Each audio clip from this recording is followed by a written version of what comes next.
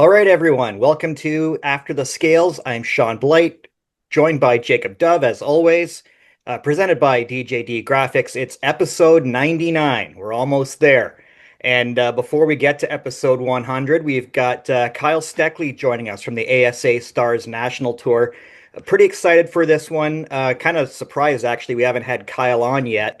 Um, a lot of fans in Canada up here where I am know all about Kyle and his dad's racing history, but maybe not everybody where you're from is aware of Kyle and his family's racing history. So excited to maybe get him exposed to or his story exposed to people who maybe don't know that much about him. So we saw him race at New Smyrna, and he's a pretty accomplished young driver in his own right, and he's only adding to those statistics. So Jacob, excited to talk to Kyle STECKLY today.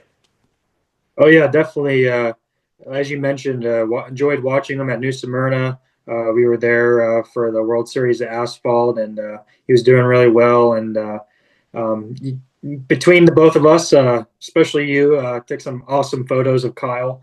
Obviously, you got that Kyle STECKLY hat at New Smyrna, so it's pretty cool. You're rocking it. So yeah, enjoyed watching him race in person for the first time. Hopefully, gonna learn some more about him. Like you said, very accomplished young Canadian driver, and he's done some good amount of racing now in the United States. So looking forward to see how his racing career progresses.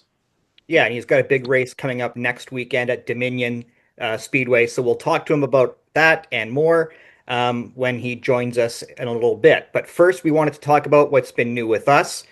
Jacob, you had a big trip down to New Orleans this past weekend. Why don't you tell us about that? Yep, made my first trip to NOLA Motorsports Park. Stayed in downtown New Orleans actually, and yeah, it was my first ever Formula Four Regional Americas race event I've ever been to. As most of the people know on here, we're mostly oval guys, dirt, short track racing. So, kind of my first time really doing media for the road course racing stuff. So yeah, I spent Wednesday through Sunday in Louisiana. Long week between practice races and multiple feature races. The young driver I'm working with, Alex Savage, finished sixth in all three of his races. So I was able to capture some good content and really kind of push his racing out there. It was a good time. We had a lot of fun meeting a lot of the team members with the F4 Legier JFC Championship. So looking forward to some more events coming up. I believe I'll be going to Sebring this weekend for some other racing. And yeah, Shaun, you had a good grand old time in Pennsylvania. So talk about that. Yeah, I went to visit the grand old lady of Central Pennsylvania, Williams Grove Speedway. Good show on Friday night. A few invaders came in to take on the local posse. Justin Peck got a late race pass for the win. So pretty exciting race there. Shout out to my buddy Brock Haymaker in the 358s. Got to see him actually race a car. Normally, I've only ever seen him wrenching on other people's stuff, but so pretty exciting to get to watch him race. Williams Grove, man, I know people, kind of crap on the racing there, and it can be justified. It's a pretty narrow old track, but you're not going to find a better atmosphere on a Friday night. It's just such a cool place to go watch a race. And then Saturday, Port Royal, 42 cars signed in. And again, a lot of invaders, a couple even more, like Gio Scelzi and Silent showed up on Saturday. And yeah, Ryan Smith got the win. It was a good battle with him and Chase Dietz for the win. Ryan Smith picked it up late. And just, yeah, another solid night of racing. Max Blair absolutely whooped the field in the late model race. He took the lead, and I think he won by about 10 or 11 seconds. So it's kind of like watching Jonathan Davenport on the half mile at Eldora. It's kind of very reminiscent of that. Because he just checked right out. So yeah, PA is rocking and rolling. They've got their schedule in full swing, even though it's early. getting some good weather down there. And so if you're in the Pennsylvania area, go support those tracks and check out some great racing.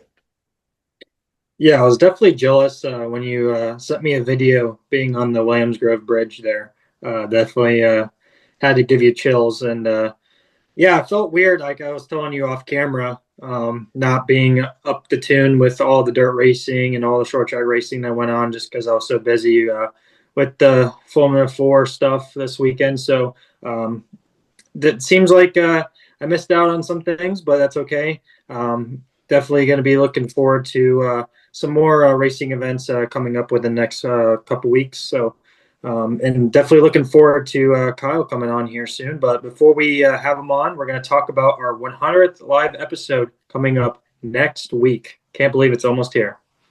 Yeah, so next Tuesday night at 7 p.m. Eastern Time, we're going to be sending out some promos in the next little bit here just to keep reminding people to tune in. We've got a couple of our normal sort of semi-regular guests like Danny Sams, a crowd favorite and a favorite of ours. Wout Hoffmans, the Flying Dutchman.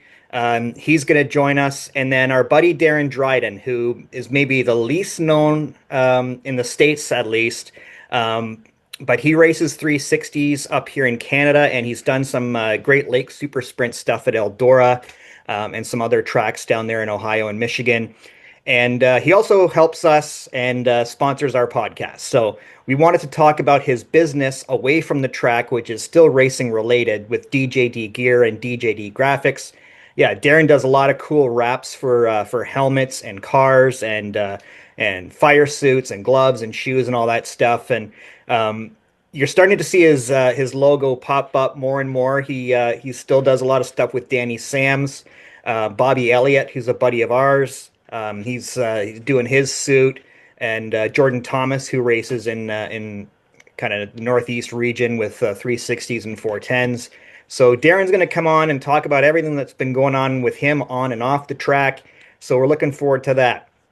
And then Jacob, we've thrown a bit of a twist into what we're going to be doing with our live episode. Each of us are in the process of lining up a mystery guest. The other person is not going to know who the other person is bringing on, so it's going to be a total surprise. We're going to drop some clues, ask some questions to see who can guess who the other person is bringing on. We don't really have a wager on this or anything. We might come up with something in the next week.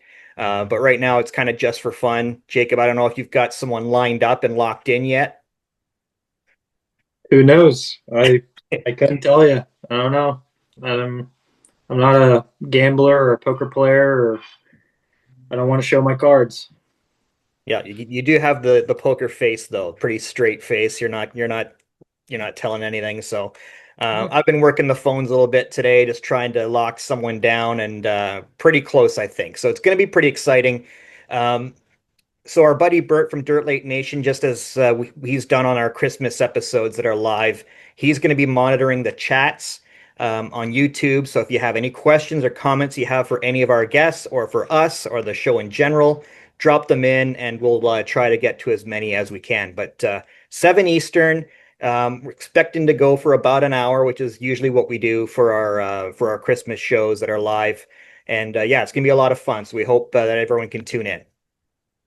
Yes, please tune in. We really appreciate all the support, all the subscribers, everybody that's followed us this far into all of it. So yeah, it's hard to believe it's already 100 coming up next week. So we're gonna enjoy it. Have some of our favorite guests on, and then hopefully we try to guess who our mystery drivers are. I just been trying to play with Shaun's mind a little bit, so that way too serious, because if anybody who knows me, I don't want to give too many secrets out like I have in the past. So It's been known to happen. yeah. I'll be watching your Twitter to see who you're going to be leaking as the news of your guests. Uh, yeah, so we're shifting gears. We're primarily a dirt show, and that's not by design. It's just kind of how it works out with people who are available. but we're gonna be talking some pro late models, some super late models today with Kyle Steckley. And in the spirit of that, it was kind of cool. I didn't get to see it, but Ty Gibbs picked up his first career NASCAR Cup Series win on the weekend. And that guy's been through a lot. I know he's a controversial figure or has been, but for him to lose his uncle and his father the way he did at a young age, and I've gained a lot of respect for him hopping in the midget and the 410 sprint car with not a lot of experience and kind of putting his ego aside and willing to get his butt whooped in something that he's not really accustomed to. It's always cool to see him trying out the dirt stuff, and he's adapted pretty quickly to that. So good on Ty Gibbs. I wanted to throw that out there. Yeah, I almost had to double check my phone when I saw that he won. I was really surprised and saw the few last laps there on social media of him and Blaney and Larson. So, yeah, obviously it's a good story, given what happened with his family and his dad. And so, yeah, like you said, Shaun, respect him going in over to our dirt world and dabbling in that. So, yeah, shout out to Ty Gibbs for getting his first NASCAR Cup Series Cup win. But yeah, definitely looking forward to Kyle coming on here and talking some short track racing. Definitely a lot to talk about with that, because I know between Shaun and I, we always joke around about, the short track racing results are always in a few weeks or days later afterwards. We don't know who actually wins the races until they're disqualified or they're approved. So, yeah, looking forward to talking with Kyle right after this short message. Deals is proudly presented by DJD Graphics. From commercial and personal vehicles to racing bikes and cars of all makes, models, and disciplines, DJD Graphics can fully customize your vehicle to suit your needs. For more information, contact Darren and visit his website at www.djdgraphics.com. Tell him Shaun and Jacob sent you to receive special rates. All right, and we are back with Kyle Steckley. How's it going, man? It's going good. How are you guys doing? We're doing good. We were just talking in our intro. Surprised we haven't had you on our podcast yet. Not for a lack of wanting you on. Busy guy. You're doing a lot of things. We saw you at New Smyrna. You've had a couple of races with the ASA Stars National Tour. You bounced back really nicely with a P2 after your race at New Smyrna. So talk about your season so far. Yeah, I'm glad I could come on first of all. And yeah, the season's been good. We started off New Smyrna with a new team with Wilson Motorsports in the ASA Stars National Tour this year. So that was definitely a learning week. We had ups and downs of that week. So we had a couple good runs, but in the ASA race, we broke a spindle about halfway through and then fell back to 13th. So lucky we really even got to finish at New Smyrna, honestly. But it was a good rebound at Five Flags. I feel that's a really tough track, and I feel like they've had a lot of success there in the past. Donnie Wilson has, and I thought we had a good chance going into it, and we ran good all day. We were really a second place car. I feel like the 81 of Carson Brown and their Anthony Campy car was kind of on another level compared to the rest of the field, but we were strong all day, and definitely happy with the P2 finish and gain some momentum coming into Dominion here soon. So, Kyle, tell our viewers kind of the backstory of how you were able to get with the Wilson Motorsports team. Obviously, a very accomplished team in the short track scene. Always has really top of the line equipment. Obviously, saw you race there, and your teammate Jade Abadigian's another prospect coming out of the dirt world. So, kind of talk about that and that whole development over there. Yeah, it was not really expected, honestly. I was with Rette-Jones Racing last year, and had a couple years with them and had a good time. But at the end of last year, we decided to go our own ways. And then I didn't really have anything lined up for 2026. And we definitely were trying to make stuff happen and, work towards some stuff on the U.S. side for 2026. And then I got in touch with Vaughn Suss, who is my crew chief, and he actually works as part of Toyota racing development and the driver development side of things. So I got in touch with him, and basically we started talking about putting a deal together and having me join Toyota and race at Donnie Wilson Motorsports in the super late model. And that's how it all started. I started talking to Donnie, and they've both been super good to work with, and we got a deal together, and it's been a lot of fun. The group of guys is great. They all want to win. They all work hard, and we're having fun. I'm excited for the rest of the year with them, and I think we're just going to keep getting better and better. Yeah, and you mentioned you've got Dominion Raceway in Virginia next. That's next week. Um, so talk about that race, that track, and what you guys are kind of working on in between here and then. Yeah, it's a really nice facility. It's pretty freshly paved, and it's got a nice tower for the fans. And yeah, it's really cool. It's fast track, getting rougher and rougher in 1 and 2. I know guys were testing there, and they said it was getting bumpier, and you had to be a bit more line sensitive than last year. So that's exciting. It's going to be a fast race. It's going to be hard to pass, but I think track position is going to be important.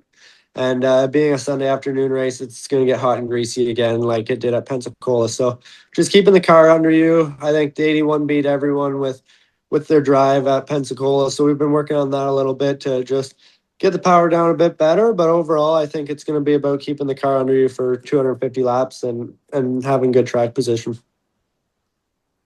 So you mentioned about Rette-Jones Racing, and that's kind of where I started getting familiar with your racing, watching you in the 30 car. You kind of were in the time where you were testing, like Daytona with Rette-Jones Racing and all that, and then here comes this crazy Florida man guy down here named Cletus McFarland getting into the ARCA scene and all that. So talk about first what you learned with Rette-Jones Racing over there and how it's kind of improved your racing career, and also if you got to talk with Cletus at all and kind of learn about him because he's definitely a character out there.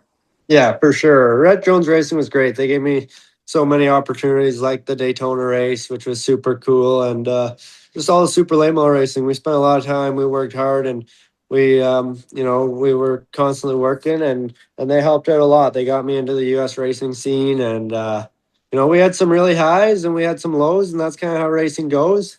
But yeah, there's some really cool memories I'll remember forever with those guys. And Cletus, he's like he is on the videos, and then but just super down to earth guy too. Like, without a camera, he's humble, down to earth, just a regular guy. And then he knows how to put on a show and do what he does and have his fun behind the camera. And I think he's like that no matter what. Honestly, he likes to have fun and just do whatever he kind of wants to do and make a show out of it. So I've talked to him quite a bit during that weekend. We had some fun together. After the race, we went wheelbarrow racing in the Daytona infield together. So we had some fun, and cool dude for sure, and wish him the best. He's definitely working hard now to get into that O'Reilly, super speedway racing, and he's going to get there soon enough.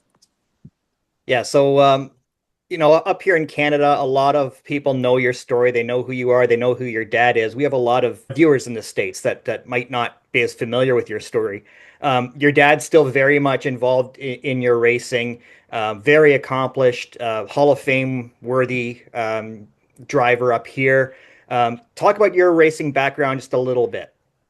Yeah, so I obviously grew up at the track with my dad. He raced in the NASCAR Canada Series pretty much all my life, and then I got a go-kart when I raced dirt bikes from the age 4 to 7, and then that was too dangerous. So then when I turned 7, I got a micro sprint. I raced that at Grand Bend. It was just a little 6 horsepower micro sprint, and that was fun. So I did that for a while, and then moved up to a junior late model.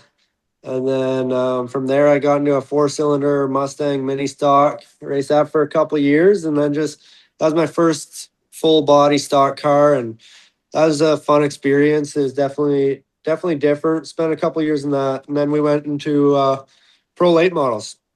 So it was a big jump to go from mini stock to a late model. But I just went and tested at Flamborough Speedway pretty much every Tuesday. Me and my dad would go out and I'd make laps, and we had a lot of fun doing that. And I'm still racing pro late models around Ontario to this day, so that's been a lot of fun. I don't ever really want to quit. It's a great group of guys, and the APC series has a great series. And from there, I made a couple NASCAR Canada starts here and there over the years, and never really committed to that full time before I made my jump to the U.S. and started racing with Rette-Jones Racing in 2024. And from there, I've been going back and forth ever since.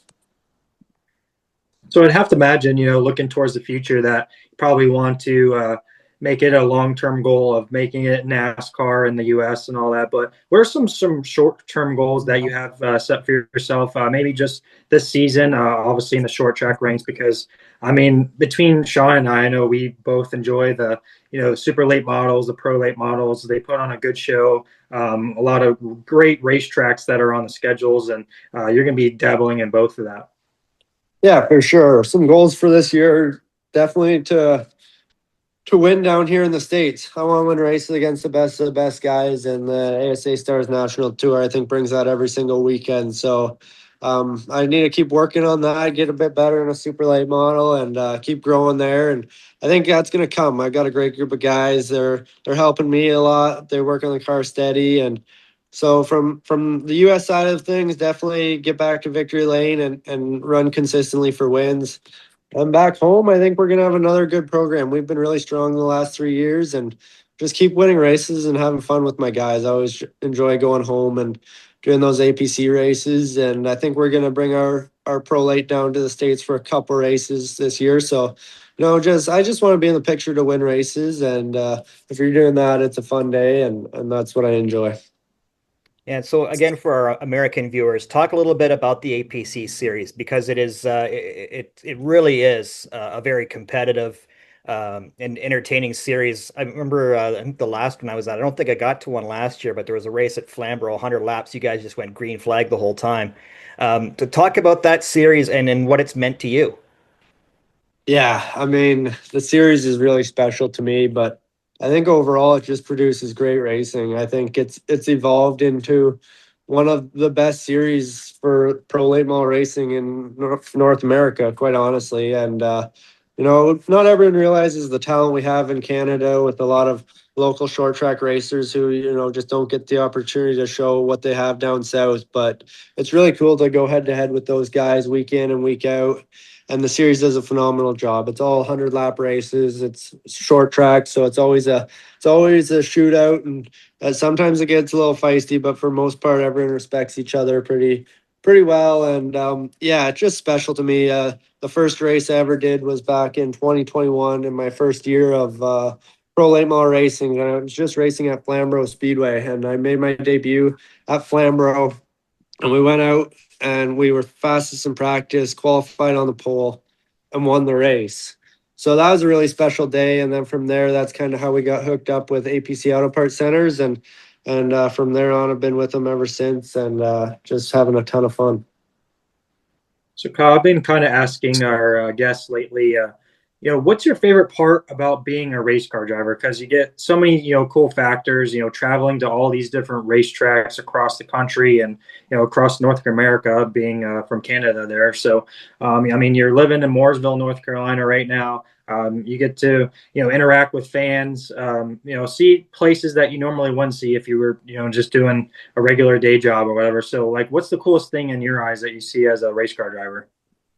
Yeah, there's a lot of cool things, but for me, it just goes back to being in the race car seat in all these different cars all the time. Like, I'll be at a track on a Tuesday driving a car, and it's not many people can say, they're going and they're sitting in a race car, driving a race car, 150 days a year or whatever it might be for me. So I think that's just so cool, and it's what I love. I just love being behind the wheel and driving cars as fast as they'll go, and working on cars. So to me, all the other stuff is super cool. Don't get me wrong, the fans, like traveling all over North America, that's all super cool. But if I could just be in my hometown of Milverton driving a race car every single day for a living, I'd probably choose that. But I just love racing cars, and I'm grateful that I get to do what I do and go to all these tracks and drive all these different cars.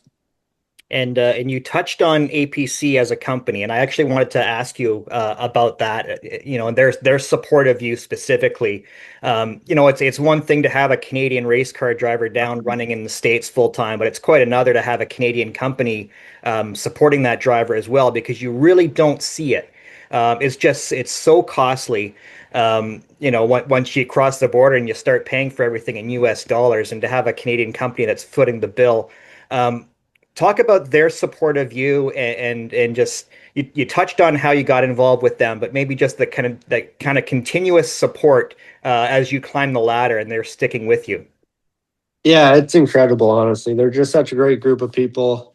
Everyone there with Luke Ramsey and J John Jones, and his dad Ivor. He unfortunately passed away, but just all those guys and what they do for me, and they're really the sport in general is just incredible. And they do a lot for me, but they do so much for Canadian motorsports, and Mhm. racing in Ontario it's so big. And it's cool that they're race fans, and they want to see me make it, and they're supporting me, and they're really helping me out. They're making it all possible, and it's super cool to see. So hopefully one day we can maybe be racing on Sundays, and we'll have APC Auto Parts Centers on the car. But no, we'll see where it goes, and just super appreciative of what they do, and the relationship I have with them guys. And I hope it goes on forever and ever, and we keep racing together no matter where it is and what we're racing. So yeah, they're a great group, and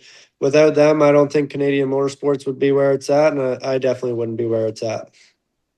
And speaking of support, Shaun's actually wearing a Kyle STECKLY hat. So for any of our viewers, how can they support your racing, Kyle, between merchandise or anything like that?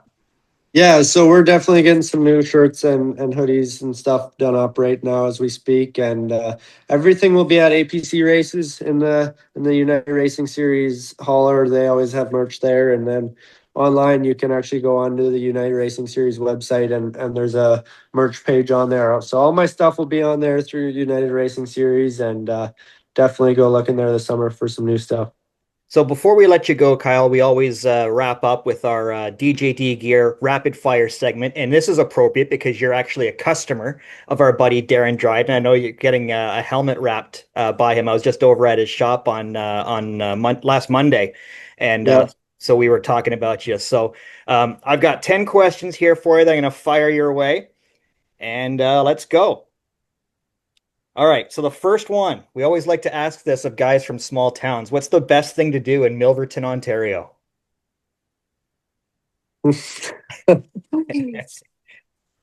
Probably go to the arena, go to the rink. Yeah, that's a very letter Kenny answer. Yeah. Okay, other than your dad or anyone in your family, who is some of your racing heroes growing up? Jeff Gordon, What's a track that you wish you could race a late model at? Bristol Motor Speedway. That'd be cool. Who is a driver that you would not want to see waiting for you in your pit after a race? Donald Teague. Which track has the best food? Lambro. Oh, going local. I like it. Best wing flavor. Buffalo. What's the best snack food or chip flavor that you can't get in the States that you wish you could? Ketchup. Yeah, see, you guys are missing out, Jacob. I'm telling you, ketchup chips. What's one race that's on your bucket list to win? Snowball Derby. All right. What's a song that pumps you up before a race or that you've got on your playlist right now? Honestly, I'm not a big music guy, but I like Red Solo Cup by Toby Keith. All right. Last one. Would you move your dad out of the way to win a race? Yeah, probably. Yeah. Well, we maybe he won't see this, so Yeah. all right, Kyle. We really appreciate your time, man. We'll be following you your season. Obviously, I've got a couple of your big races in the States penciled in now, so I'm pretty excited to check off some new tracks. We were talking about that the other day, and catch a couple of your local shows up here too, man. So good luck this year. We'll be cheering for you, and yeah, thanks again for taking the time. Awesome. Thanks, guys. Thanks for having me on. Think